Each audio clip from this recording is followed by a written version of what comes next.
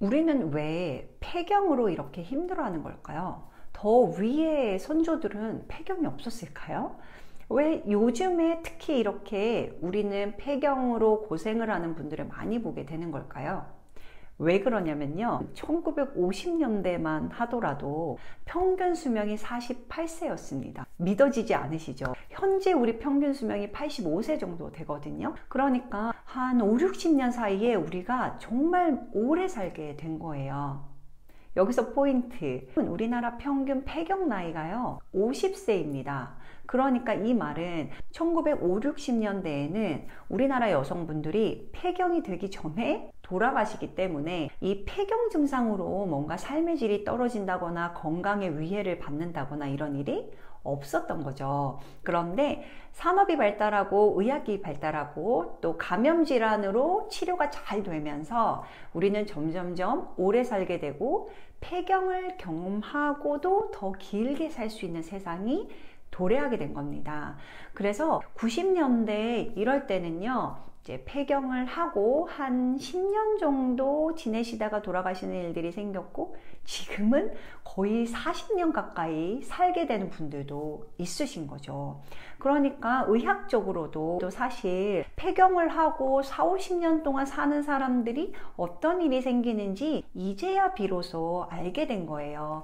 여러분들이 경험하시는 걸 통해서 의사들도 배우게 되는 거랍니다.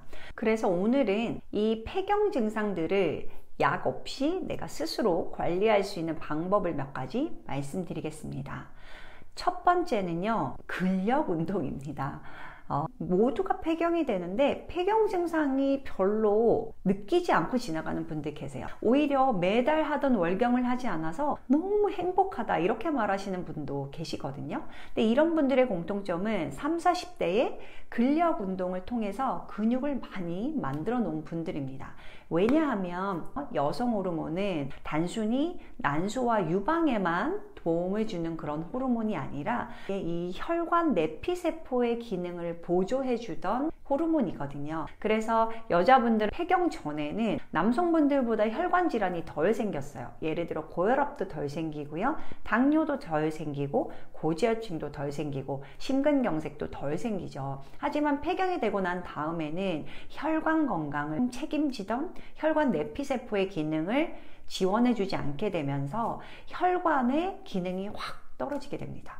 그러니까 우리로 치면 부모님과 같은 보호자 역할을 했는데 이게 사라지게 되면서 이 변동이 너무 커지게 되는 겁니다. 그래서 아주 작은 자극에도 혈관이 확장되고 또 갑자기 수축되고 이런 일이 반복되다 보니까 얼굴이 확 달아오르고, 그리고 갑자기 덥고 갑자기 춥고 손발은 시리고 이런 일이 생기게 되는 거죠. 따라서 우리가 폐경되기 전에요, 근력을 좀 키워놓고 근력을 키우는 근력 운동을 하시면 그 근육을 먹여 살리기 위해서 혈관이 튼튼해질 수밖에 없거든요. 그래서 이 혈관을 좀 튼튼하게 해 놓으시는 게 폐경으로 인해서 생기는 불편감을 줄이는 가장 좋은 방법이 됩니다. 두 번째는요, 당연히 유산소 운동을 꾸준히 하시는 겁니다. 유산소 운동은 말초 혈관을 계속 자극할 수 있게 되고 손끝, 발끝, 그리고 각 장기에 영양분을 주는 부분들이 다 말초 혈관들이거든요. 그 말초 혈관들의 건강을 유지하기 위해서는 바로 유산소 운동을 규칙적으로 하시는 게 가장 중요합니다. 따라서 지금 나이가 어떤 나이든 상관없이 일주일에 3번 정도는 꼭 최소한 빠르게 걷기, 하실 수 있으면 달리기, 이런 유산소 운동을 하시고 주 2회 이상 근력 운동을 하시는 게 폐경 증상으로부터 탈출할 수 있는 가장 중요한 방법이다. 이걸 기억하시면 좋겠고요. 세 번째는 체중이 더 늘지 않게 주의하시는 겁니다. 폐경이 되고 나면 피곤하시게 되면 그게 몸이 붓는 걸로 이어지고요, 그게 바로 살로 됩니다. 그래서 오히려 폐경 이후에는 활력이 있는 분들은 체중 증가가 별로 없는 반면에 피곤하시면 살이 점점 찌게 돼요. 또 이 에스트로겐이 있음으로 해서, 여성 호르몬이 있음으로 해서 지방이 몸에 쌓이더라도 그때는 엉덩이나 가슴 부위에 쌓인 반면 폐경이 되고 나면 다 배에 쌓이게 됩니다. 그래서 더 내장 지방이 더 많이 빨리 쌓이게 되고, 이로 인해서 지방간이나 혈관 질환이 더 빨리 생기게 되기 때문에 체중이 늘지 않으려고 노력하셔야 되고요. 또 이 근육이 줄어들게 되면 기초대사량이 줄어들게 되니까 같은 양을 먹더라도 더 소비하는 에너지가 적고 더 많이 축적이 됩니다. 그러니까 같은 양을 먹는데 살이 점점점 찌는 결과를 초래하게 되죠. 따라서 먹는 양을 살짝 줄이는데 이때 대부분 분들이 뱃살이 늘게 되니까 고기나 단백질을 줄이세요. 그리고는 떡 아니면 면 요리 이런 거는 또 충분히 드시는데 떡이나 빵, 면 요리가 오히려 콜레스테롤도 올리고요. 내장 지방도 더 많이 쌓이게 하고 지방간도 만듭니다. 따라서 야채와 단백질, 생선이나 기름기가 적은 고기로 충분히 배를 채우시는 식단을 가져가시는 게 가장 건강한 체중 관리가 된다는 걸 잊지 않으셔야 됩니다. 네 번째는요, 물을 잘 챙겨 드시는 거예요. 물? 그럼 막 2리터, 3리터 이렇게 먹어야 되나? 그렇진 않죠. 우리가 음식을 통해서 1리터 정도의 수분을 섭취하는 걸로 되어 있기 때문에 최소 1리터 정도만 잘 챙겨 드셔도 수분을 충분히 드실 수 있게 되는 거고요. 주의하실 건 한 번에 너무 많이 드시는 거, 그리고 주무시기 전에 너무 많이 드시는 건 도움이 되지 않습니다. 그래서 종이컵 한 컵 정도를 한두 시간 간격으로 자주 드시는 게 훨씬 도움이 된다는 걸 잊지 않으셔야 되고요.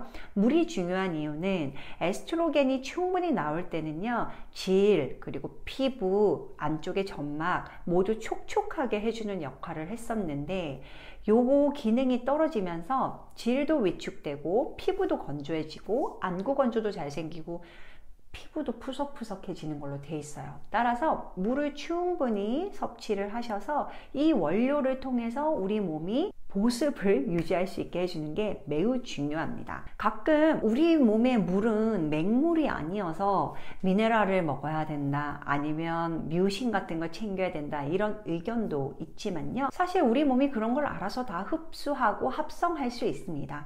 가장 기본적인 원료, 물이라도 잘 챙겨 드시는 게 정말 중요하다는 걸 잊지 않으셔야 됩니다. 다섯 번째는요, 뼈 건강입니다.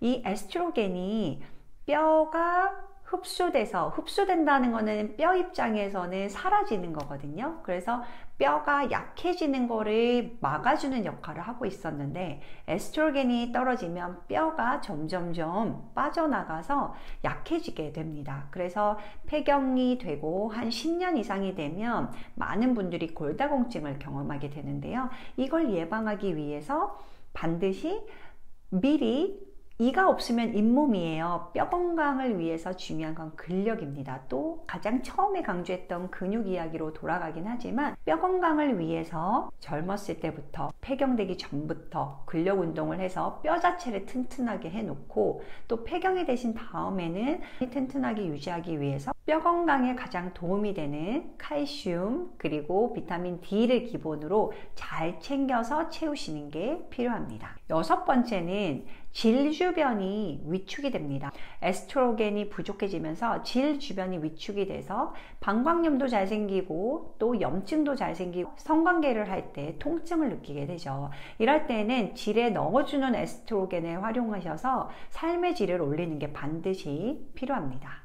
일곱 번째로 가장 중요한 것은 바로 혈관 건강을 챙기는 겁니다. 이 에스트로겐이 혈관 내피세포, 혈관벽의 기능을 지원해주고 있었는데요. 이 에스트로겐이 사라지면서 혈관의 기능이 확 떨어지게 됩니다. 따라서 폐경 전에는 혈관 건강을 유지하기 위해서 노력을 하시고 폐경 후에는 혹시 이로 인해서 생기는 질병들이 나에게도 생긴 게 아닐까? 조기 발견을 위해서 정기검진을 하시는 게 중요합니다. 이론상으로는요, 폐경이 되고 나면 고혈압, 당뇨, 그리고 나쁜 콜레스테롤이 올라가는 고지혈증, 유병률이 올라가는 걸로 되어 있습니다. 그래서 최소 1년에 한 번은 혈액 검사를 통해서 이런 문제가 있지는 않은지, 그리고 그 전 단계가 확인이 되면 생활 습관을 교정하셔서 질병으로 가지 않게 하는 게 매우 중요하겠습니다. 마지막으로 8번째는 바로 정신건강, 마음 건강을 챙기는 겁니다.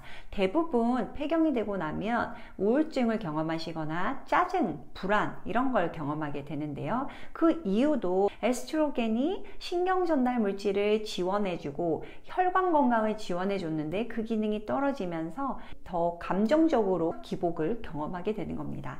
따라서 이 정신건강을 보호하기 위해서 명상을 하시거나 감사일기를 쓰시거나 필요에 따라서는 정신과 선생님이나 가정의학과에 방문하셔서 상담을 통해서 해결하시는 게 도움이 됩니다. 중요한 것은요, 이미 50, 60대를 지나신 분들이 하시는 말씀이 생각보다 50, 60대에 한 거 없이 확 지나가는데 내가 어느새 70대가 돼 있다, 이렇게 말씀하시는 분들이 많이 계세요. 50대에 이 폐경 증상으로 고생하면서 10년을 보내시게 되면 나중에 뭔가 공허함이 밀려오게 됩니다. 과거에는 걱정할 게 없었어요. 왜냐하면 이런 느낌이 있기 전에 돌아가시거나 폐경 증상보다 더 큰 병에 걸리거나 이런 이유로 삶을 마감하게 됐었는데, 이제는 여러분 폐경 증상을 겪고 폐경 후기까지도 계속 지내고 있기 때문에 폐경 증상이 있을 때 삶의 변화를 경험하고 내가 또 다른 뭔가를 하는 시기로, 제2의 삶을 사는 시기로 생각하시고 준비를 하시면서 보내지 않으면 나중에 70대 이후에 후회가 남는다고 하시더라고요. 그래서 정신건강 측면에서는 뭔가 새로운 거를 배우시고 제2의 삶을 준비하는 시기로 보내시는 것도 매우 중요할 것 같습니다.